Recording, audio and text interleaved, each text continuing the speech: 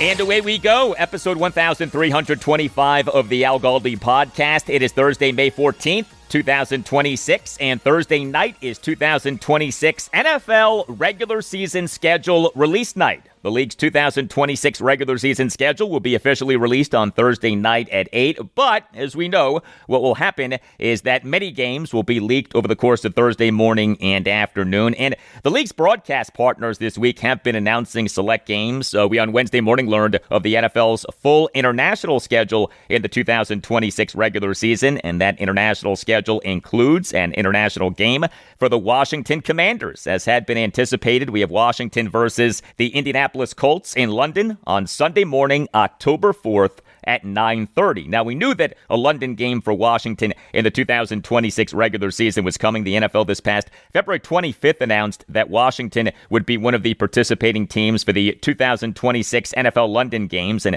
Washington for this game is considered the home team, so the Commanders are losing a game from Northwest Stadium. This game against the Colts will happen at Tottenham Hotspur Stadium, the home of the NFL in the United Kingdom. This will be the third all-time regular season international game for Washington. October 30th, 2016, a 27-all tie against the Cincinnati Bengals at Wembley Stadium in London, England, and November 16th, 2025, a 16-13 overtime loss to the Miami Dolphins at Bernabeu Stadium in Madrid, Spain. Each game an overtime game. Will Commanders-Colts this October 4th end up being an overtime game? Hello and welcome to this Thursday installment of the Al Galdi podcast. Next segment, a very special guest, former Washington offensive coordinator Scott Turner. Yes, Scott Turner on this podcast. He is on the show. He is joining us for the first of two conversations. And we on this installment of the podcast are going to talk about former Washington quarterback Taylor Heinicke, who last Thursday evening on Instagram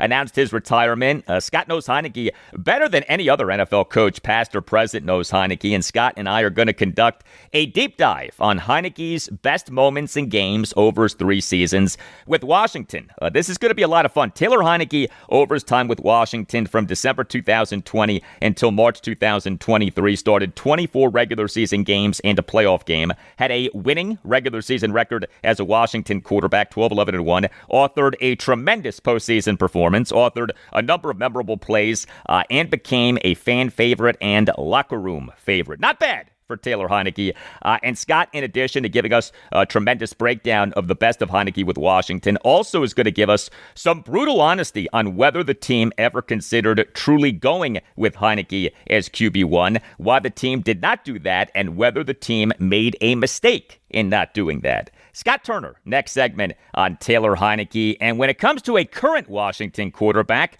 how about the news on Jayden Daniels? Netflix on Wednesday afternoon announced that season 3 of the docuseries Quarterback will feature Jayden Daniels, as well as 3 other quarterbacks, Baker Mayfield, Cam Ward, and Joe Flacco. But that actually is a compelling group of NFL quarterbacks. Although, I have to say this, as a Washington fan, I'm not exactly super pumped to relive Daniels' 2025 season, okay? But there almost certainly will be some interesting items about his season. And also on the show, I'll talk Washington Nationals and Baltimore Orioles. The Nats now are 10-6 over their last 16 games, an 8-7 10-inning win at the Cincinnati Reds on Wednesday evening in a game in which the Nats overcame a 5-0 second-inning deficit. The O's, they concluded going 6-9 in a stretch of 15 games in 14 days with a 7-0 win over the New York Yankees at Oriole Park at Camden Yards on Wednesday afternoon to win the 3-game series and to wrap up a 3-3 homestand. Starting pitcher Kyle Bradish and 3 relievers combined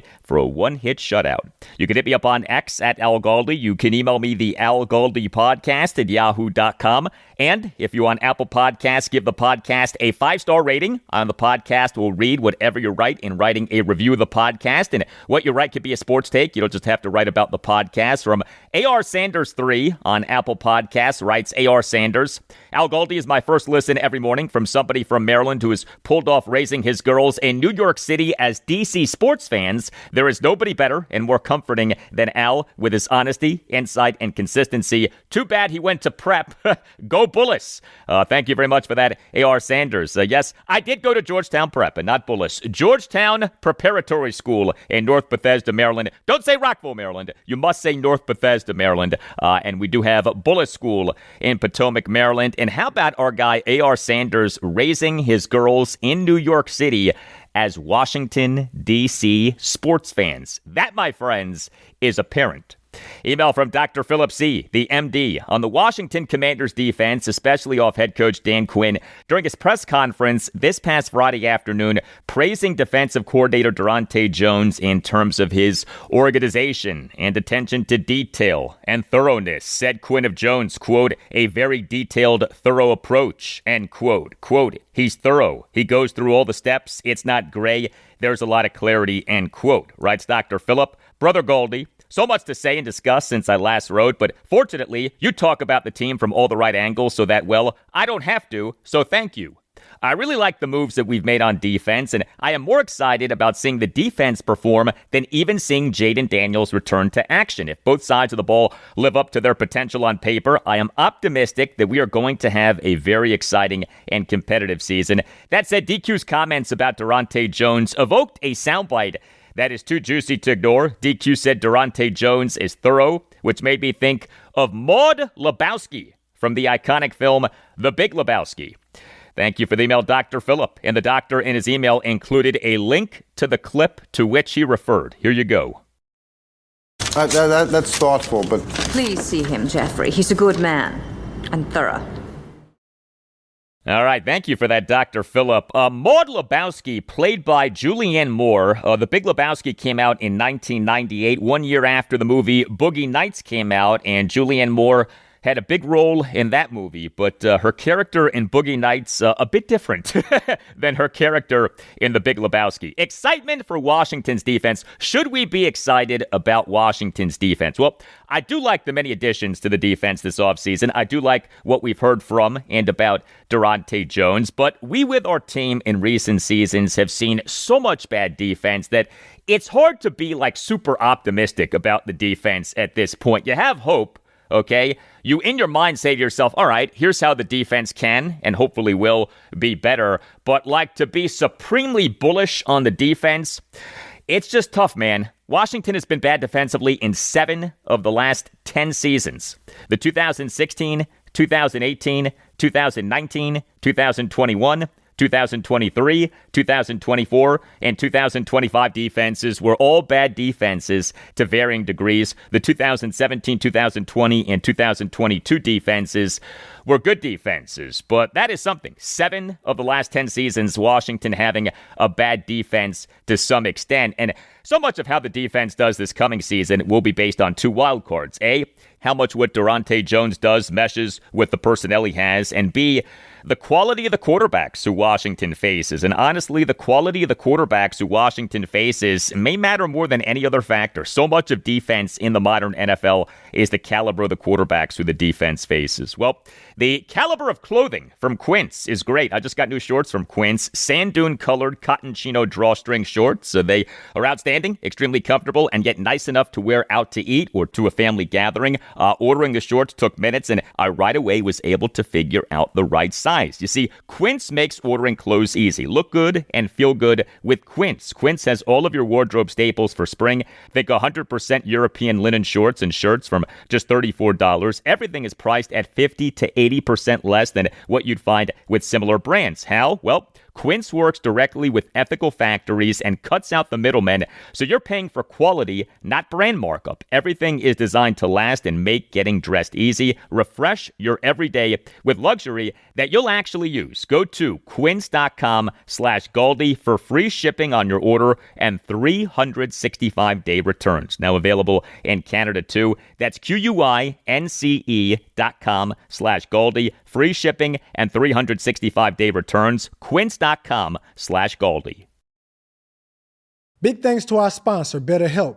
for partnering with us for this important conversation about mental health. This is Steve Smith here, former NFL wide receiver and host of the 89 show on YouTube. So having a counselor and working with BetterHelp, that gives you an opportunity to really start to unpack. But people don't understand, when you unpack things, you also open up a box that you're not always sure what's inside. So I think that's why seeing a professional is extremely important. If you need someone to open up to, visit BetterHelp. That's betterhelp.com/89 to get started.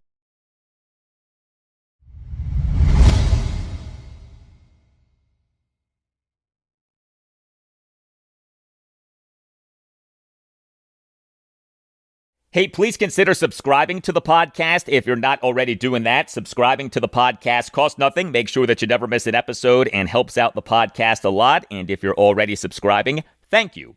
It was last Thursday evening, May 7th, that former Washington quarterback Taylor Heinicke on Instagram announced his retirement. And so I'm very pleased to welcome to the Al Galdi podcast for the first of two conversations, a man who knows Heinicke very well and who knows the Washington franchise very well, former Washington offensive coordinator Scott Turner. He was Washington's offensive coordinator from January 2020 to January 2023.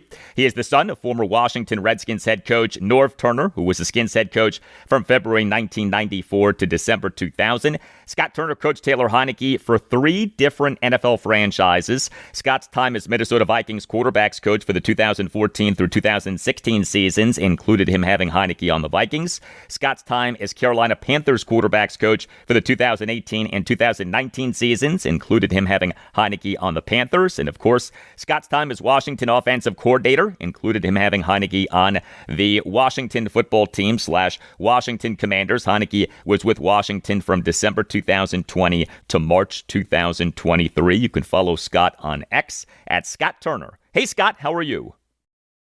Doing great. How are you?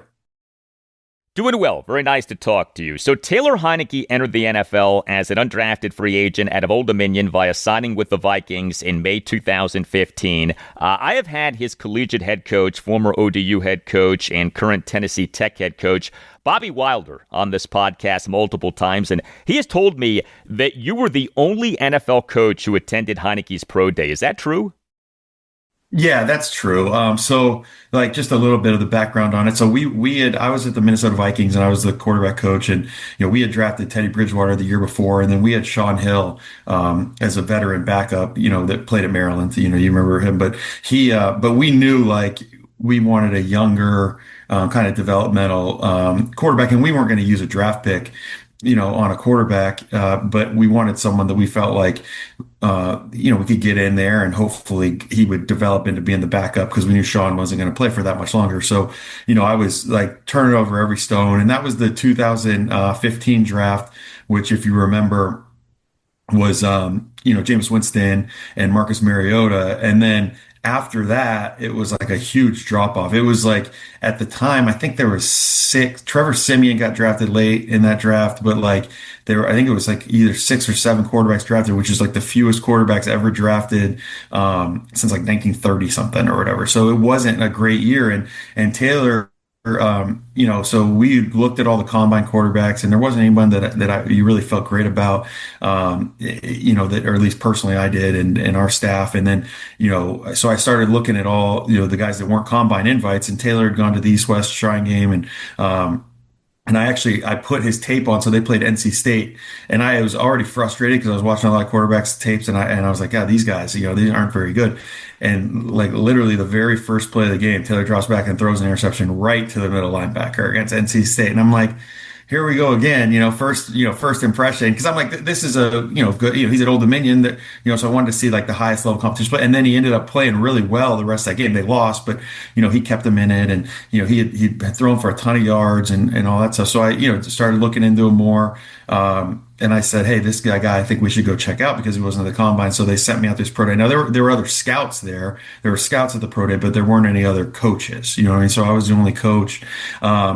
And I think, and it is obviously it's an underdog story, and coming from Old Dominion and being a smaller guy, and he wasn't heavily recruited out of high school, because I think he was like 170 pounds when he graduated high school. But, the thing that gets lost with Taylor is he's a phenomenal athlete. Like his numbers from his pro day, they would have been either like first or second, in everything, like as far as 40 time you're in 4.60, 36-inch, vertical jump, 10-foot bro, whatever it was. I don't remember all the numbers, but they would have been first or second of quarterbacks in that draft class. So, and then we've all seen the plays with him running around and making plays with his legs. So there was that. And then you saw him throw the ball in person. And obviously he didn't have the strongest arm in the world, but he was throwing the ball accurately. We went to dinner the night before the pro day, and just you could tell like he was a regular guy, just someone's going to fit in with the locker room, and people that would gravitate towards him. So we took a shot at him and signed him as an undrafted free agent. And he actually played so well in the preseason that year. We had the 5 preseason games. We played in the Hall of Fame game that he ended up making our 53-man roster. And, he had put a big impression on everyone, not just me, but everyone in the building. And, then you fast forward, I got let go, after the 2016 season. And then he ended up getting released, before the 2017 season. He bounced around some places. I ended up going to Carolina, and we brought him to Carolina, and he ended up being our backup there, for the first year. And then, Kyle Allen played well, so he ended up being back. Then we released Taylor, in 2019, after that training camp. And we were all like broken up about it. We had drafted Will Greer, and then Kyle had played so well the year before against the Saints when he played at the end of the game. And, Kyle had kind of beaten out Will. But Taylor, when he played in the preseason that year, like he was lights out. And we were like, man, are we making a mistake? And anyways, we've released him. And then we brought him back as the COVID quarterback in Washington. And then I think everyone knows the rest of that story after that, as far as, the things, obviously some unfortunate things happened with Dwayne Haskins. Alex was doing everything he could to get through with his leg, but we know the situation there. Kyle Allen, we had him there also. He had broken his leg, you know what I mean? So then Taylor plays in the playoff game, and, and I told him before the game, I said, hey, no one expects us to do anything in this game against Tampa and Tom Brady. I mean, they ended up winning the Super Bowl. And I said, so we're just going to turn it loose today, man. And I tried to be aggressive, and Taylor really, played better than even anyone could imagine, and gave us a chance in that game. Obviously we didn't win, but, and then, we were able to, he was able to stick around and play for us for a few years. The specifics of that playoff game against the Tampa Bay Buccaneers are amazing. January 9th, 2021, the NFL's first ever Super Wild Card weekend. The Washington football team lost to the Tampa Bay Buccaneers 31-23 at FedEx Field, which barely had any people in it due to COVID-induced restrictions. And Washington starting quarterback for a playoff game against the greatest quarterback of all time, Tom Brady, and the eventual Super Bowl champion Bucs was Taylor Heinicke. He made just his second career NFL regular season or postseason start, his first since December 23rd, 2018, and Heinicke, all things considered, was outstanding. 26 for 44 for 306 yards, a touchdown and an interception. He took just 2 sacks. He had 6 carries for 46 yards and a touchdown. He led a Washington offense that went 7 for 14 on third downs. Heinicke for the game earned an overall grade per Pro Football Focus of 92.0, which was the highest single game grade for a Washington quarterback in terms of a regular season or postseason game in nearly 14 years. Heinicke did what he did despite facing a Todd Bowles coordinated Bucs defense that for the 2020 regular season it was number 5 in the NFL in pass defense per DVOA. Heinicke did what he did despite suffering an AC joint separation in his left shoulder on his spectacular third quarter, 3rd and 5, 8-yard shotgun scramble touchdown run. Heinicke did what he did despite Washington pass catchers being guilty of, by my count, 5 drops, and despite Washington's running game struggling big time. You in that game outcoached Todd Bowles. And I said that in the immediate aftermath of that game. So I'm not just saying that because I'm talking to you right now. You in that game outcoached Todd Bowles. This was a loss. I get that. But the offense did so well given the circumstances. What went into that performance? Yeah. So, Taylor, he'd been around me, and we had spent a lot of time together when you talk about Minnesota, Carolina, Washington. So yeah, we had just signed him, but he knew the offense, because it really didn't change very much. I mean, there were some code words that were different here and there as far as what we had done. And, he just let it out, well, kind of let it hang out, and that's what I tweeted about when I saw his retirement that you always knew you were going to get everything that he had, and that's what we kind of talked about the undergrad part of it, but like also he's got a lot of talent too, and the players kind of fed off of him and his energy, not only that game but anytime he was out there, and so, and like I said, I said, look, I don't care if we, lose by 50. Like we're not going to play conservative. Like we're going to turn it loose. We're going to give guys chances to make plays. I mean, Cam Sims had a huge game that game. Terry had a bunch of big plays.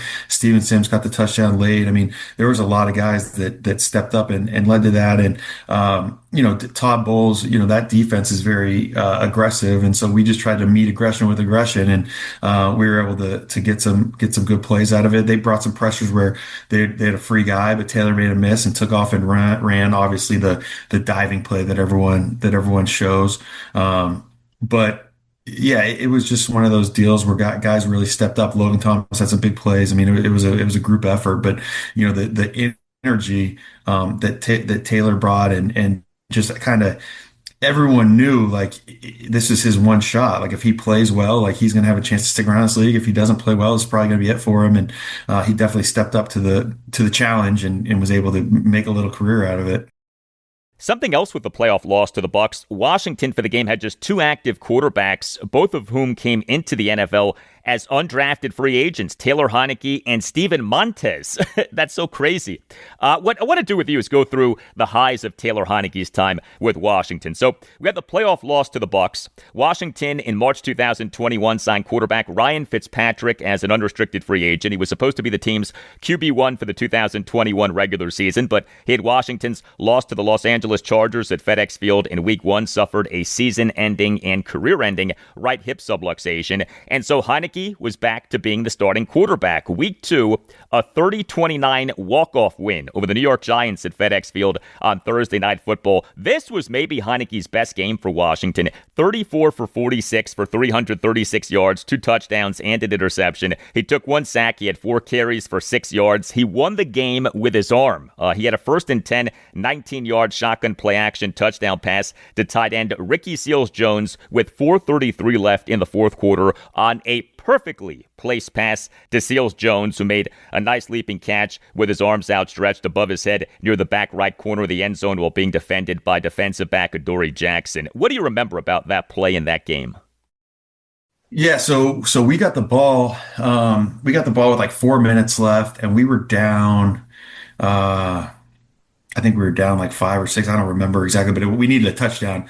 And I remember Ron on the headset being like, "Hey, let's score, but let's take some time off here." And the first play of that drive, I called the double move out of empty to J.D. McKissick, and we got cover 1, and there was a linebacker on him, and the guy bit the first move. And honestly, I thought he was going to score on that play. Logan Thomas actually went to block. He went to look up. If he just blocked the guy that was covering him in man coverage, JD would have just jogged in the end zone. But he went to look at somebody else, and then and then the very next play, I called another like a 4 verts type play. Just basically tried to kind of double up on the aggression. Like we hit a big play, let's try to see if we can get another one.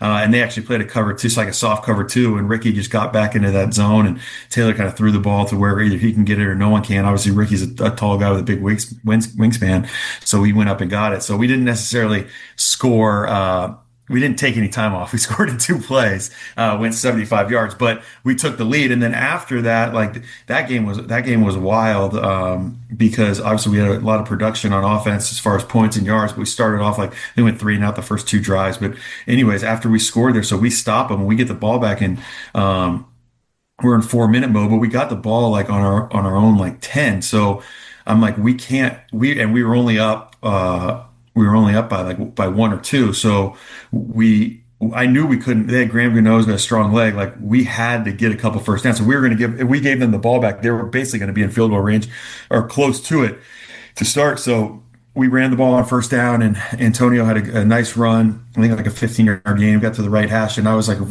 we just get one more first down, we'll be able to knee this thing out. So I called a quick pass, and it was like a swing route to Antonio, and then a like a snag or like a spot route to Terry. And really, the play is designed to go to the swing, and you want to get man coverage. And if you get any type of interference, you just kind of spit it out. It ends up being like an extended run play.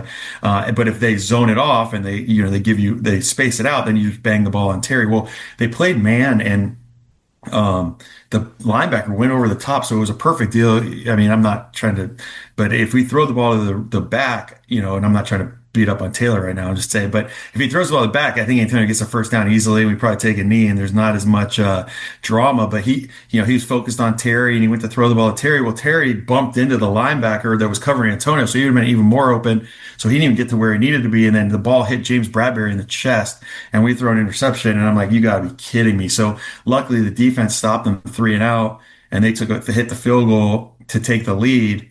And then we got an opportunity at 2-minute drill to go get in field goal range. And, we kicked the field goal and missed it, but they were offside. So we got another shot at it and like you said, hit the walk off and won the game. And that was a big one. And we had lost the first weekend to the Chargers. So you don't want to go down 0-2, especially when when your first two games are at home, So, that was a big win, for us, and a big performance by Taylor, as I said.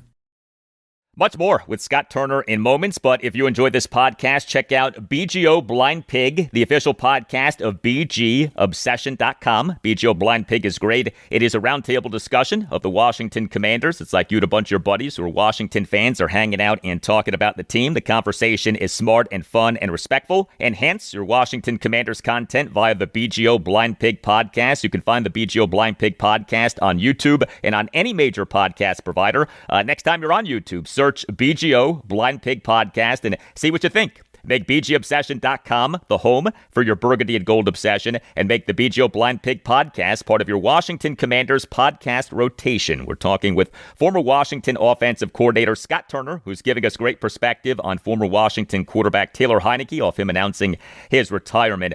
Also in the 2021 regular season was a 4-game winning streak, weeks 10 through 13, 29-19 win over the Tampa Bay Buccaneers at FedEx Field, 27-21 win at the Carolina Panthers, 17-15 win over the Seattle Seahawks at FedEx Field on Monday Night Football, 17-15 win at the Las Vegas Raiders. Washington went from 2-6 to 6-6. Heinicke over the 4 games, 7 touchdown passes versus 2 interceptions, completion percentage of 77.31, yards per pass attempt of 7.4. What do you recall about Heinicke during that winning streak? Yeah, the Tampa game was huge because we were, I don't know what was our record at that point, like 2-4 or 2. We weren't. It wasn't very good, and obviously Tampa was a really good team, and that kind of got us going. The just having to have success against a good team like that, find a way to win. The 19-play drive at the end of the game, putting it away was something that I'll always remember. That was outstanding. The Carolina game was big for a lot of reasons. I mean, a lot of our coaching staff had come from there. They had fired us, whatever, and then we went to Washington. So it was personal, for a lot of people. That was Cam Newton's return. He started, and, I think they thought they were going to get after us pretty well. And we ran the ball like 40 times in that game. They had a pretty small defense. I think they only had 2 guys on our defense that were over 250 pounds. So I told the guys, hey, we're going to be physical. We're going to run the ball. And Taylor ended up throwing 3 touchdown passes in that game. But that was a big, the run game. And, we scored right before half. And then we scored the first drive of the second half that gave us the lead, which was huge. And then, the Vegas game we scored on the first drive, and then we didn't play great offensively, but it was another one of those 2-minute drills where we hit Adam Humphrey a couple times and got a field goal range and kicked a long field goal for the win there. And then what was the other game, the 4th game of that stretch? Seattle, then the Raiders you had there. Oh yeah, the Seattle game was like one of the craziest things ever because we heard our kicker right before half chasing down a block kick. So we don't have a kicker, and so we're up by 8 at the end of the game, and like we had to keep going for a 4th down. And like if we could just kick a field goal, the game would be over. And we ended up scoring a touchdown, but then they said Logan was stopped on the 1. So then they get the ball and they go down and score. They don't get the 2-point conversion, kicked an onside kick, got it, but then they were offsides, and then luckily we were able to take a knee. So that was wild. And really, those Raider games, Seahawks games, the defense really stepped up and played well. And like you said, Taylor was very efficient, but those were low scoring games that we were able to just pull off at the end. But no, I mean, Taylor, just like I said, like he's such a resilient guy. He has so much energy and toughness, and the players, they know that, they feed off of that, and that's what a lot of his success came from, was just the way he could rally the guys and get the best out of everyone around him. March 2022, the now Washington Commanders acquire quarterback Carson Wentz via trade with the Indianapolis Colts. So he became Washington's QB1, but Taylor Heinicke in the 2022 regular season became Washington's starting quarterback off Wentz in a win at the Chicago Bears on Thursday Night Football in Week 6, suffering a fractured right ring finger. That win at the Bears started a stretch of 6 wins in 7 games. Heinicke was the starting quarterback in 5 of the wins. Among the wins, Week 7, a 23-21 win over the Green Bay Packers at FedEx Field, and Week 8, a 17-16 win at the Indianapolis Colts. And Heinicke in each game gave us a classic YOLO throw to receiver Terry McLaurin. The win over the Packers, opening drive of the second half, 1st and 10 for Washington at the Packers 37. Heinicke, a 37-yard shotgun play action touchdown bomb to Terry McLaurin with 11:49 left in the third quarter. The win at the Colts, 1st and 10 at the Colts 34 with 41 seconds left in the fourth quarter. Heinicke, a 33-yard shotgun completion to Terry McLaurin, who made an outstanding contested catch in jumping over corner Stephon Gilmore and then wrestling the ball away from Gilmore to give Washington a 1st and goal at the 1. Next snap, Heinicke, 1-yard quarterback sneak touchdown run with 22 seconds left in the fourth quarter. Ensuing extra point gave Washington a 17-16 lead. Some big-time clutch plays by Heinicke. Yeah, I mean, so we were down by 9 in the fourth quarter, and we knew we were only going to have 2 drives, and we were able to go drive down the field like 80 yards, but we couldn't get in the end zone, so we got the field goal to make it a 6-point game, and then we got the ball back, and it was a true 2-minute drill, and that was an on-the-ball play, and and Terry, ended up being a scramble drill, and Terry took off, and Taylor gave him a chance, and that's, I mean, obviously Terry's so competitive. And so physically strong that he was able to go up and get the ball, away from Stephen Gilmore too, who's obviously a very good player. And that was huge. And because we didn't play very well that game, but we played well in those last 2 drives, which is what, when we needed it, and we were able to get the touchdown. And actually that quarterback sneak wasn't even like a play we had in the game plan. I kind of just drew it in the dirt, and I said, Taylor, you got to get this thing in, man, because we had a timeout too. So if we didn't sneak it, if we didn't get it, we were able to call a timeout, because I think there was only 17 seconds left or something at the time. But he was able to, get the ball in the end zone. And that was one of those deals where it's like, you always just got to know that there's a chance. Hey, things aren't going well. Everyone's stay in it. You know what I mean? All we need is one play here or there to get us going. And that's kind of what happened there. Are you familiar with the thing that became a thing online? The supposed philosophy of Taylor Heinicke, quote, F it, Terry's down there somewhere, end quote. Yeah, because it was the Green Bay game, and same thing. Like, obviously we talked about the Tampa game from the year before. Like, when you have a great quarterback on the other side. So like going back to the Tampa game, we were up by 11. They had scored to make it a 4-point game.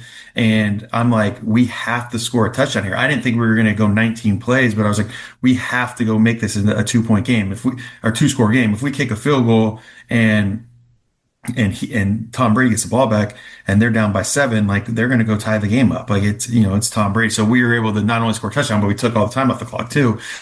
And then going fast forward to the Green Bay game, the next game. And that was, we had played on Thursday night against Chicago. We won the game, but we played as bad as you could play on offense. Carson broke his hand.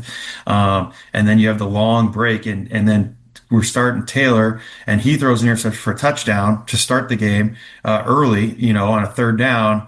And it's like, oh wow. And then we really kind of turned it on, and and it was a 4-minute drive, like I said, and it was a 3rd and 10, and we knew we had to get the first down, because you're going to give the ball back to Aaron Rodgers, and and the Kenny Clark came free. He beat the guard, and that's the play because when Taylor's throwing the ball, like there's a picture from the end zone. Now he might have been blinking, but his eyes are closed in the picture. And Terry makes an unbelievable play that was able to. We didn't take all the clock off, but we got it down to like inside 30 seconds and pinned them, so they weren't able to get in field goal range. And that was a big win. And again, got us going. Started kind of that.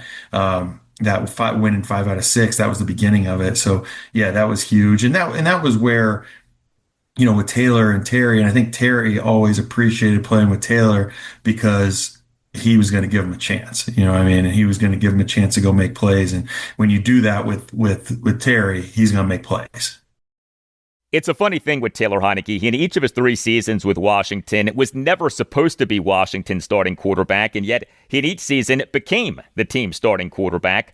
I get the lack of arm strength, but was there ever any thought given to going into the 2021 or 2022 regular season with Heinicke as the QB1? Not necessarily as the long-term answer at quarterback, but as a bridge quarterback with whom the team could win. Yeah, I don't know if it's the arm strength so much. The thing with Taylor is like, his body just like physically over the course of a season would kind of wear down. Now, but that's the case with a lot of guys. Like I think about that every once in a while. Like if now again going into the 2021 season, he had only really had that one game, and what I mean, he had played before, but like you're going to put your whole franchise off of one playoff game and then let him be the starting quarterback. That's a little bit of hindsight, but I do wonder, like, if we would have just said, "Hey, Taylor's a starter. Let's draft a young quarterback, and Taylor can kind of be that bridge player." I wonder if we would have done that. Like, would we have made it possibly won a couple more games and made the playoffs one or both of those seasons in 21, 22? I think there would have been a good chance of that. And that's no disrespect to Ryan or Carson, but Taylor came in and again playing with guys not having first team reps through training camp, not preparing as a starter, was pretty successful. So you do wonder. If we would have just done that. And I think we could have done it after the 21 season. I think there would have been, the problem with that was, if you remember that 22 draft class of quarterbacks, it wasn't necessarily great. I mean, Brock Purdy was the last pick in the draft, and he's the guy that's really of that group that's really had any type of success, so, other than, Trevor Lawrence, who was the first pick, Trevor Lawrence was the year before that. That last year was Kenny Pickett and whatever, Malik Willis and those guys. So there wasn't like a great rookie that you were going to say to come in. But yeah, I do wonder that, like, what that would have looked like had we been able to do that. Former Washington offensive coordinator Scott Turner, outstanding recall on the work of Taylor Heinicke during his time as a Washington quarterback. Scott, thank you, and we'll talk soon. Yeah, no problem. Anytime. All right. How about Scott Turner right there? So much good stuff. Whatever big event that you're planning, a wedding, a party, whatever, consider using a great sponsor of this podcast, Catering by Uptown. Visit cateringbyuptown.com and make sure that you mention that Al Galdi sent you. Catering by Uptown is superb. It is a family business. It is run by the Pereiras, who are great Washington Commanders fans. Catering by Uptown is committed to meeting your every need with elegance and precision. Catering by Uptown takes care of every detail so that you can enjoy your event, and Catering by Uptown's specialty is weddings. Get excellent service at an affordable price. In fact, if you visit cateringbyuptown.com and click on venues, you could check out Catering by Uptown's premier wedding venues. Visit cateringbyuptown.com and make sure that you mention that Al Galdi sent you. That's cateringbyuptown.com and make sure that you mention that Al Galdi sent you.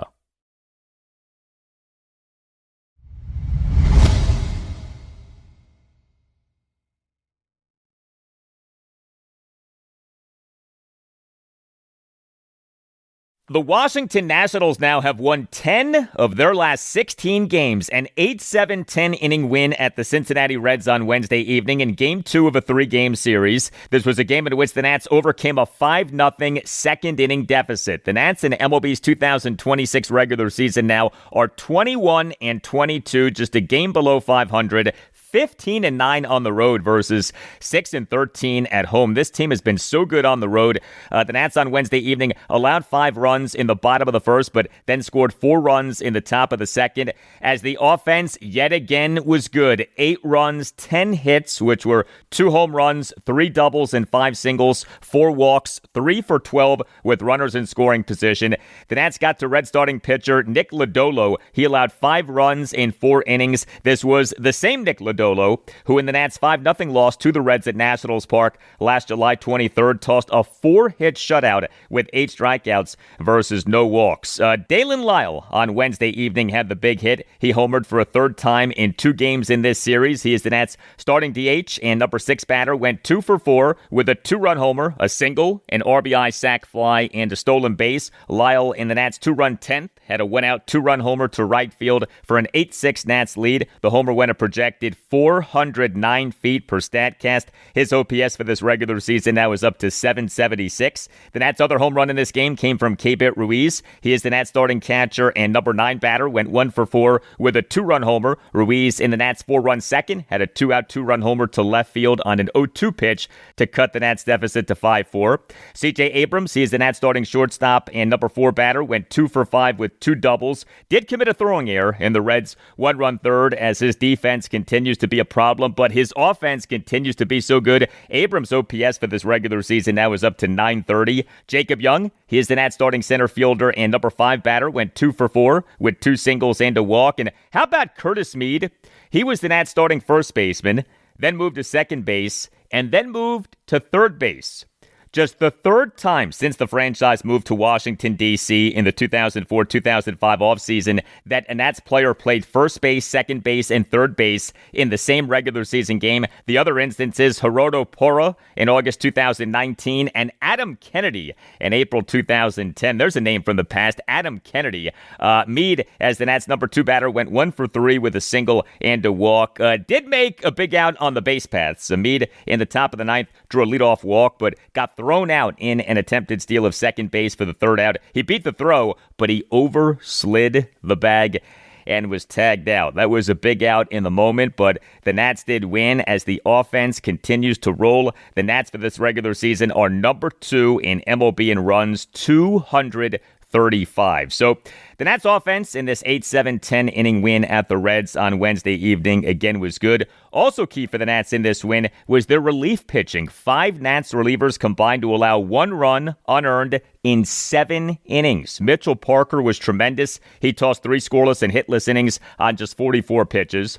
Richard Lovelady tossed a scoreless bottom of the 7th despite giving up a leadoff double and issuing a 1-out walk. You see, with runners at the corners and 1 out, induced a big 6-4-3 double play to end the inning. And by the way, the 4 was Curtis Mead, who, as mentioned, started the game at first base, then moved to second base when Luis Garcia Jr. came into the game as a pinch hitter. And this does stand out. Nats manager Blake Butera had Garcia play first base as opposed to second base, which, as you may recall, was Garcia's position the previous 3 seasons. The Nats in this first season, with Paul Taboni as president of baseball operations, clearly want nothing to do with Luis Garcia at second base. He has not played at second base at all in this regular season so far. He had a really bad defensive season at second base last season. Orlando Revolta, he tossed a perfect bottom of the 8th on just 6 pitches. Gus Varland tossed a scoreless bottom of the 9th despite giving up a leadoff double. And P.J. Poulin allowed 1 run unearned in 1 inning but got the save. He, in the bottom of the 10th,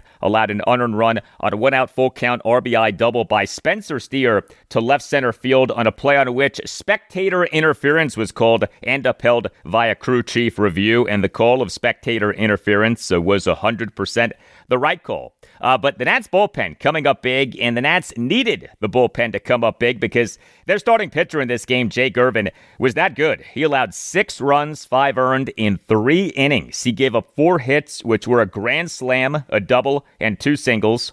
He issued 4 walks and a hit by pitch. He did record 4 strikeouts, but he threw a lot of pitches and a lot of balls. 86 pitches, 44 strikes versus 42 22 balls. He nearly threw as many balls as he threw strikes. Irvin, in the bottom of the first, allowed 5 runs on a grand slam, a double, a single, 2 walks, and a hit by pitch.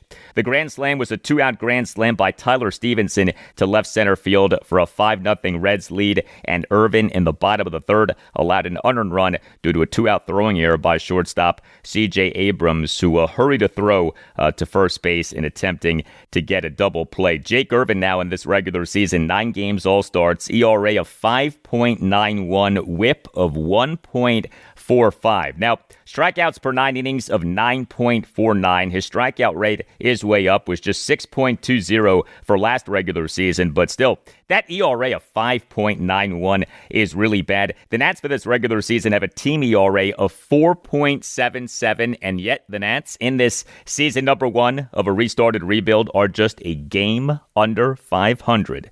Game 3 for the Nats at the Reds Thursday afternoon at 12:40. The Nats have listed Foster Griffin as their probable starting pitcher for the game. Look, choosing life insurance is tricky. Heck, life insurance as a topic can be uncomfortable, but Ethos makes getting life insurance fast and easy 100% online. You can get a quote in seconds, apply in minutes, and get same-day coverage. There's no medical exam. You just answer a few simple health questions. You can get up to $3 million in coverage. Some policies are as low as $30 a month. You'll get your lowest rate from Ethos' network of trusted carriers. And know this, Ethos has a rating of 4.8 out of 5 stars on Trustpilot with over 4,000 reviews. Take 10 minutes today to get covered with life insurance through Ethos. Get your free quote at ethos.com/Al Galdi. That's ethos.com/Al Galdi. Ethos.com/Al Galdi. Application times may vary. Rates may vary. We've all been there. You're away for the weekend, the big game is on, and you realize you're restricted from watching. Or maybe you're trying to check the latest lines on your betting app, but your local network is blocking the site. These are the ultimate unforced errors. You can prevent this from happening to you with IPVanish. IPVanish is the powerhouse VPN designed to keep you in the game no matter where you are. IPVanish helps you stay connected to your favorite team and streaming services while you travel, but it's not just about watching the game. For the bettors out there, IPVanish provides an extra layer of security and privacy that helps you access your account safely on public Wi-Fi. Plus, IPVanish is lightning fast, so you won't have to worry about lag during those crucial live betting moments. Right now, get a massive discount at IPVanish.com. That's IPVanish.com to get started today. Secure your play and go to IPVanish.com.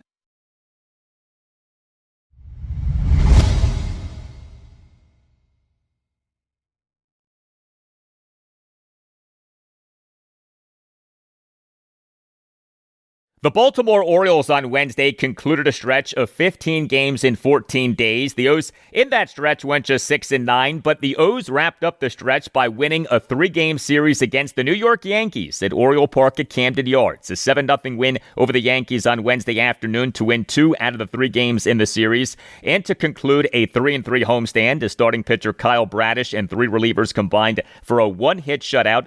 The O's in MLB's 2026 regular season now are 20-24. The Yankees in this regular season now are 27-17, second best record in the American League and in the American League East. Now, before we go any further, yet another Orioles player has been placed on an injured list, in this a 3rd consecutive season in which the O's are getting bludgeoned by injury. The O's on Wednesday afternoon announced having placed outfielder Dylan Beavers on the 10-day injured list, retroactive to May 11th. He's dealing with a right oblique strain. The O's on Wednesday afternoon also announced having recalled catcher Maverick Hanley from AA Chesapeake, but the O's now have the following guys on injured list: 3rd baseman/second baseman Jordan Westberg, 2nd baseman Jackson Holliday, 1st baseman Ryan Mountcastle, outfielders Dylan Beavers and Heston Kjerstad, starting pitchers Dean Kramer, Zach Eflin, and Cade Povich, and relief pitchers Ryan Helsley, Felix Batista, Yarmiel Geraldo, Grant Wolfram, and Colin Selby. I cannot get over that the O's are getting pummeled by injury for a 3rd consecutive season, but they end this 7-0 win over the Yankees at Oriole Park at Camden Yards on Wednesday afternoon. We're good offensively. 7 runs, 10 hits, which were a home run, a double, and 8 singles, 3 walks, 4 for 9 with runners in scoring position. More production from Adley Rutschman. He is the Orioles starting catcher and number 3 batter, went 1 for 3 with a 2-run homer and an RBI sac fly. Rutschman in the Orioles 2-run 5th Smith had a 2-out, 2-run homer to right center field for a 5-0 Orioles lead. He, for this regular season, now has an OPS of .892. Pete Alonso, he is the Orioles starting first baseman and number 4 batter, went 2 for 4 with an RBI single and another single. Did get thrown out in trying to advance to second base on the RBI single. He, for this regular season, now has an OPS of .734. Kobe Mayo, he is the Orioles starting DH and number 7 batter, 2 for 4 with an RBI double and a single. He, for this regular season, has an OPS of just .563. Overall, has struggled, but he did do some good things in this series. As you may recall, Mayo in Game 1, the Orioles 3-2 win as the Orioles starting DH and number 6 batter, 1 for 2 with a 3-run homer and a walk. But the biggest bright spot for the O's in this 7-0 win over the Yankees at Oriole Park at Camden Yards on Wednesday afternoon was starting pitcher Kyle Bradish being good for a second consecutive outing. He tossed 6 scoreless innings with 7 strikeouts. So good to see that. He gave up just 1 hit, which was a double.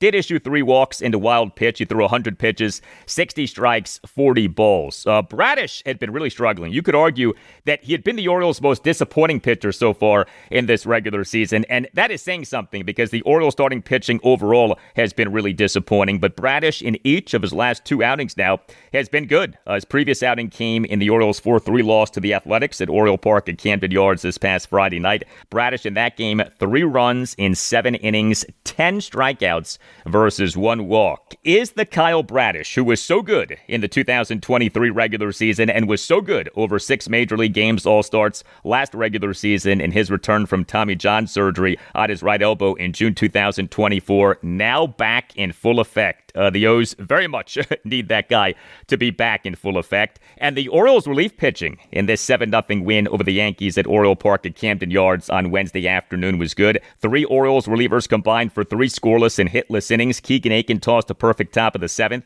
Dietrich Enns tossed a scoreless and hitless top of the 8th. And Yadier Cano tossed a scoreless and hitless top of the 9th. The Orioles relief pitching in this series was outstanding. Orioles relievers in the series combined for 11 2/3 scoreless innings. Excellent work against a high-level offensive team in the Yankees. The Yankees for this regular season, as of games through Tuesday, were number 4 in MLB in team OPS plus 114.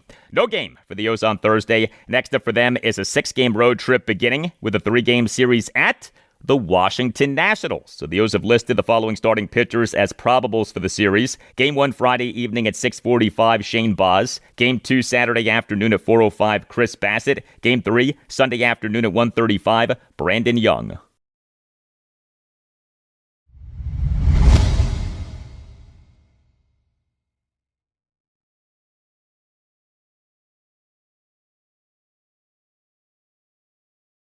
And that'll do it for you and me for now, but there's more to come. Friday's show, episode 1326. We'll have much more on the Washington Commanders as their 2026 regular season schedule will officially be released on Thursday night at 8.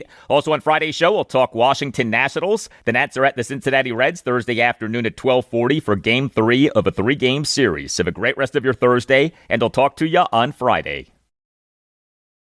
I do wonder, like, if we would have just said, hey, Taylor's a starter, let's draft a young quarterback, and Taylor can kind of be that bridge player. I wonder if we would have done that, like, would we have made it possibly won a couple more games and made the playoffs one or both of those seasons in 21, 22?